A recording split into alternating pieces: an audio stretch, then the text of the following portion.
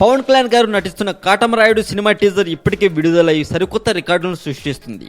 ఈ teaser సృష్టిస్తున్న tsunami అంతా ఇంత కాదండి. చిరంజీవి గారి ఖైదీ నెంబర్ 150 సినిమా టీజర్ విడుదల చేసిన 3 గంటల్లో 1 మిలియన్ యూట్యూబ్ వ్యూస్ సాధించింది. కానీ పవన్ కళ్యాణ్ గారి కాటమరాయుడు ఈ రికార్డును యూట్యూబ్లో టీజర్ అప్లోడ్ చేసిన 2 గంటల్లోనే సాధించడం విశేషం. అయితే ఈ విషయంలో పవన్ వీరాభిమాని అయినటువంటి నితిన్ గారు ఓ వివాదంలో ఇరుక్కున్నారు. ఇంతకీ ఏం జరిగిందో ఇప్పుడు మనం తెలుసుకుందాం. వివరాల్లోకి వెళితే పవన్ కళ్యాణ్కు నితిన్ ఎంత వీరాభిమానో తెలిసిందే. టీజర్ విడుదలైన కొద్దిసేపటికి హీరో నితిన్ కూడా స్పందించాడు. ఇప్పటిదాకా ఎంతమంది రాయుళ్లు వచ్చినా కాటమరాయుడు ముందు దిగుదెడుపుడేనంటూ సినిమా టీజర్ లింకును ట్వీట్ చేశాడు. అయితే దీనిపై మోహన్ బాబు అభిమానులు బాగా హట్ అయ్యారు.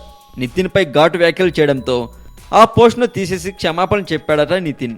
తను ఏ గొప్ప స్టార్ను ఉద్దేశించి ఆ ట్వీట్ చేయలేదని, తన ట్వీట్ వల్ల ఎవరైనా హట్ అయి ఉంటే క్షమించాలని కోరాడట. నితిన్ క్షమాపణల ట్వీట్పై మంచులక్ష్మి కూడా స్పందించిందట.